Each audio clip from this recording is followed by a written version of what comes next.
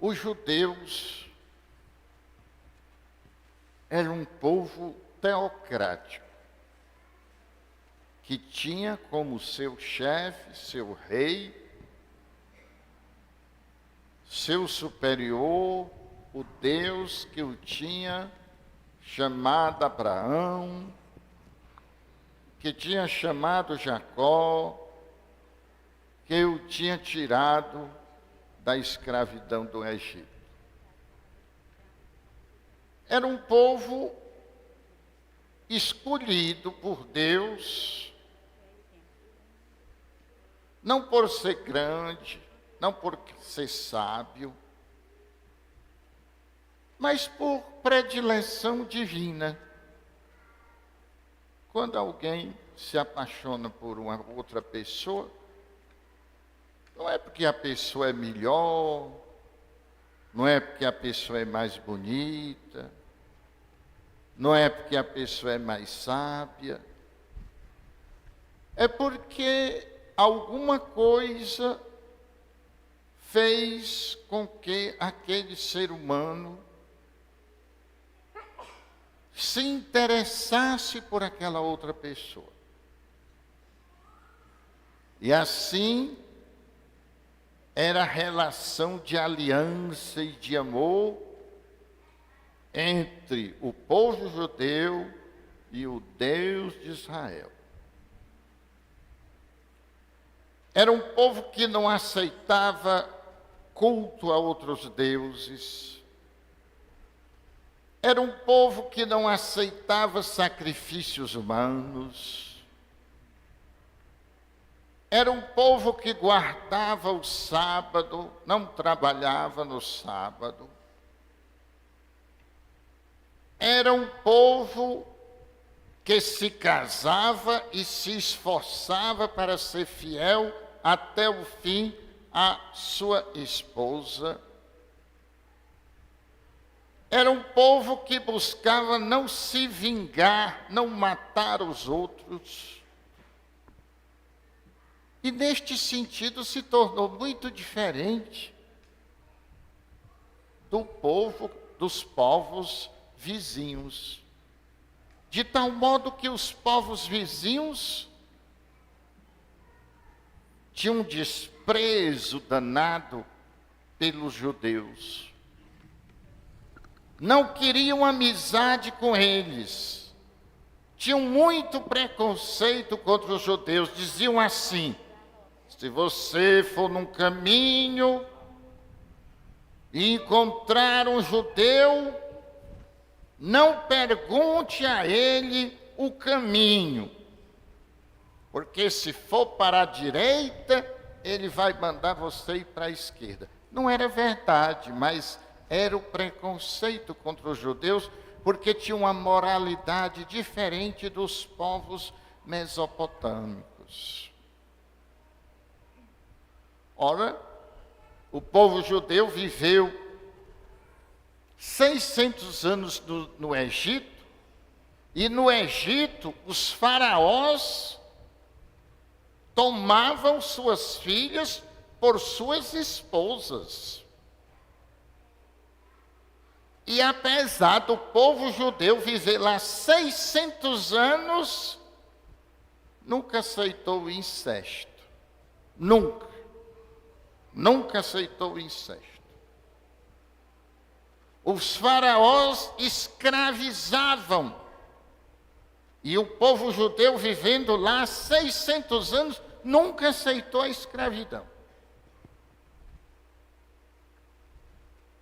Então, tanto o povo judeu tinha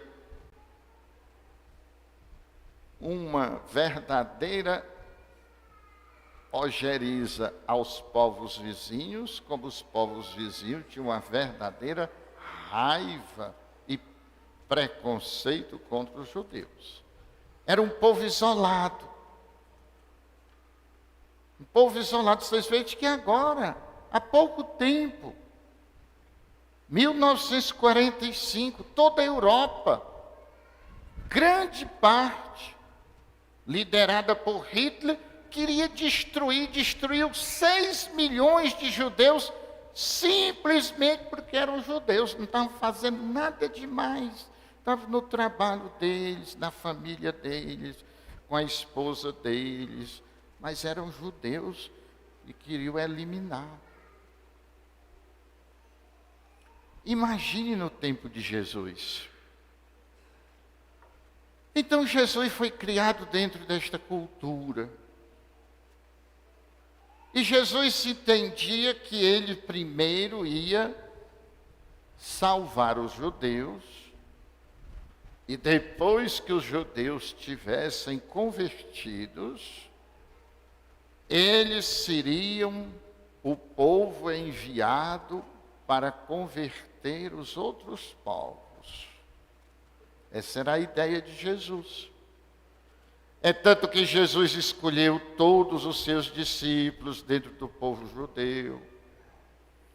É tanto que Jesus pregava nas sinagogas judaicas. É tanto que Jesus se referia à Torá, que era o Antigo Testamento, que era do povo judeu. Mas de repente Jesus, como qualquer ser humano, queria descansar. E então saiu da terra de Israel e foi para onde hoje é o Líbano. E foi para uma casa, talvez algum judeu que morasse lá. E seus discípulos vão. E uma mulher que certamente não sabia nada da fé judaica,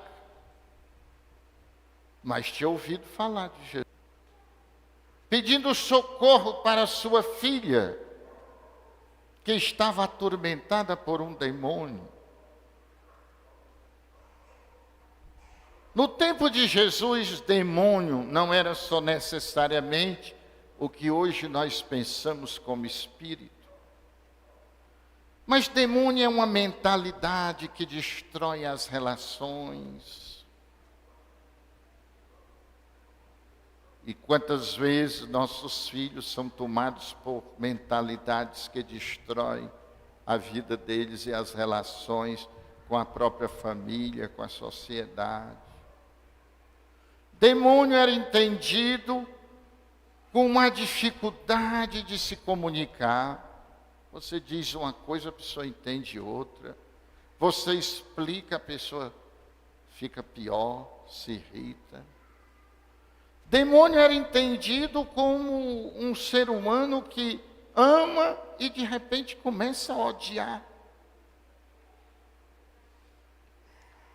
Os latinos que vêm depois dizem uma frase: corruptio optimus pessimo. Aquele que é muito bom, quando se corrompe, torna-se pior de todos. Aquele ou aquela que muito ama, quando deixa de amar, quando corrompe o amor, odeia mais do que todos os outros. Eles entendiam estas mudanças psíquicas e espirituais como demônio.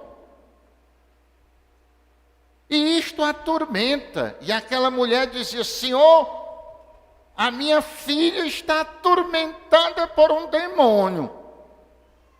Ela não disse qual era o tipo de demônio, qual era o tipo de perturbação.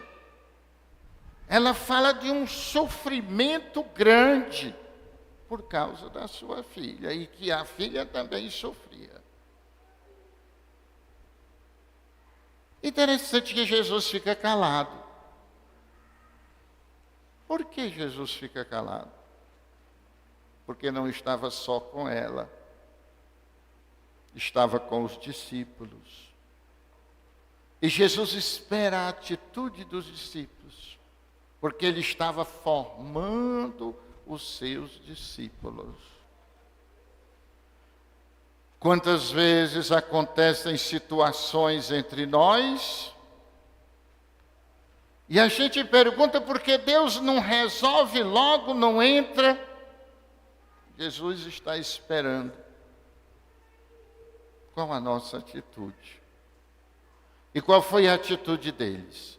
Senhor, despede esta mulher.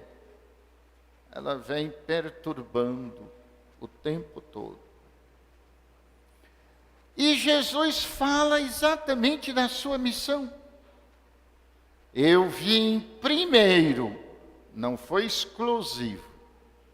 Eu vim primeiro para as ovelhas perdidas de Israel.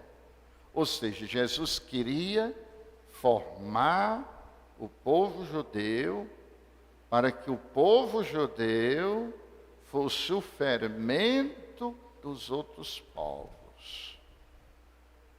Não era para os judeus discriminar os outros povos, mas era para ensinar os outros povos a serem fiéis. O marido ser fiel à sua esposa, a sua esposa ser fiel ao seu marido. Era para ensinar a honestidade, não roubar. Era para ensinar a sinceridade, que o vosso sim seja sim, que o vosso não seja não. Era para ensinar o verdadeiro culto ao Deus único e verdadeiro. Era para ensinar que os filhos honrassem os seus pais. Jesus diz: eu vim primeiro para as ovelhas perdidas de Israel.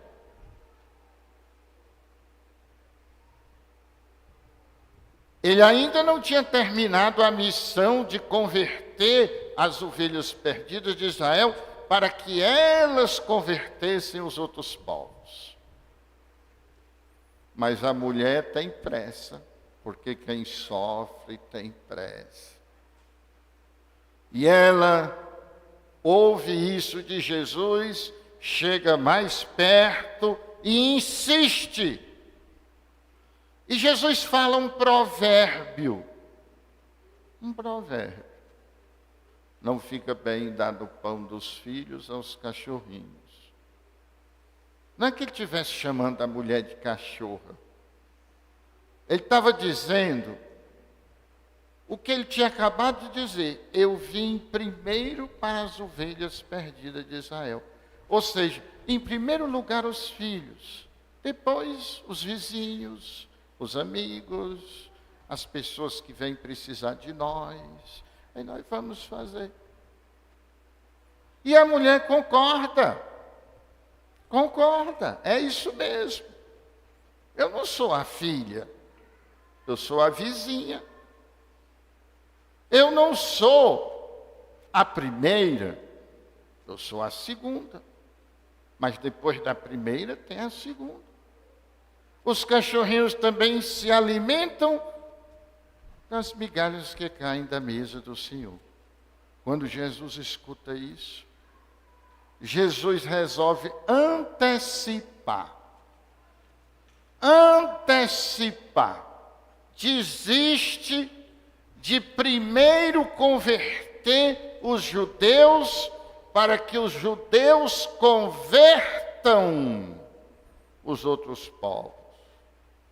E então ele diz: mulher, grande é a tua fé, seja feita como tu crês. E naquela mesma hora, o demônio abandona a sua filha. Jesus mostra que o tempo de Deus pode ser antecipado. O tempo de Deus pode ser mudado.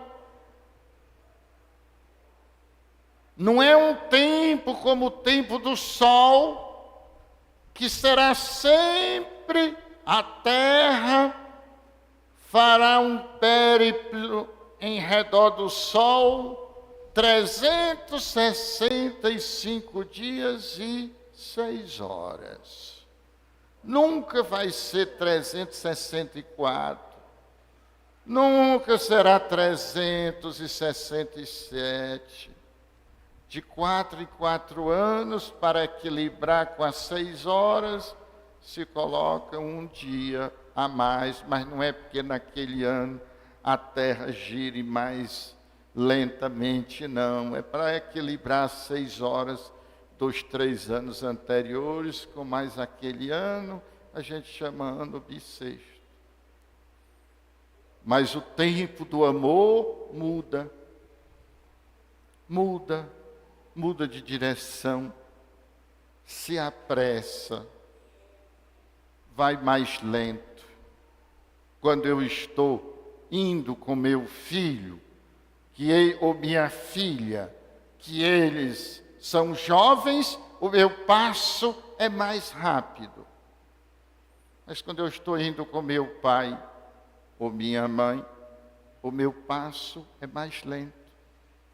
Ou quando eu estou indo com um filho que quebrou a perna e está reaprendendo a fazer força e caminhar, o meu passo também se torna mais lento.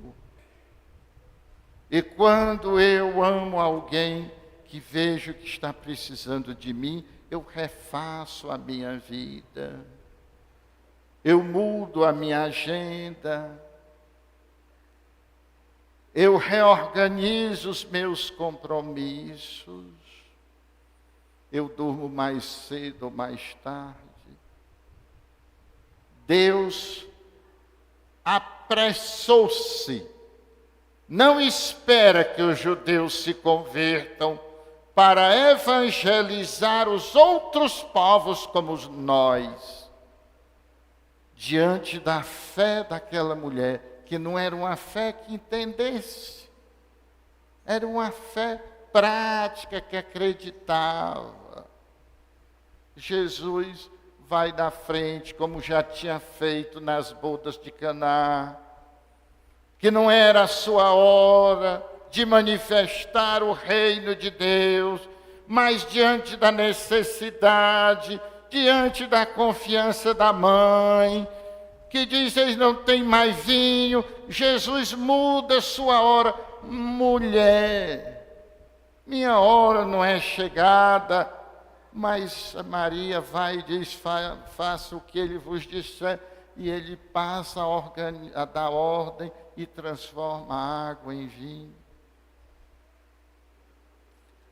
O apóstolo Pedro, que teve uma dificuldade imensa de compreender isso, depois da morte e ressurreição de Jesus, teve uma visão de um lençol que caía com 4 animais, e os animais eram exatamente os que os judeus não comiam, porque judeu não come animal que não rumina.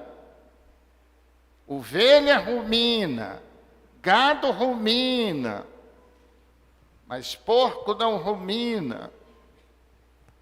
E descia neste lençol, além de gado, ovelha, descia porco. E uma voz dizia que ele podia comer, e ele dizia, mas nós não comemos animais que não ruminam, porque são impuros. E a voz diz, não chame de impuro o que Deus purificou. E aí, imediatamente, chega alguém para que ele vá à casa de Cornélio, está lá no capítulo 10 dos Atos dos Apóstolos. E ele vai e chega lá, vê que o Espírito Santo enche o coração daquele povo que não era judeu. E ele batiza aquele povo, e quando volta para Jerusalém, os judeus que eram cristãos criticaram profundamente Pedro. E ele disse, mas eu não podia negar o batismo, quando o Espírito Santo que foi dado a nós, também foi dado a eles. Essa é a grande lição de hoje. A grande lição que o tempo do amor muda. muda. Deus é amor. E por ser amor, muda. Deus imutável. Agora está na moda sair da internet falando mal do Papa Francisco, dizendo que Deus é imutável. Não é. O amor muda. O amor se apressa. O amor anda mais devagar. O amor vai ao encontro da necessidade do outro. E a necessidade do outro não é a mesma todo dia. E a minha também não é a mesma todo dia. E aqueles que moramos juntos, as nossas necessidades não são as mesmas todo dia. Mas o amor que nos une se modifica. Porque somos filhos de Deus. Louvado seja nosso Senhor Jesus Cristo. Para sempre seja louvado.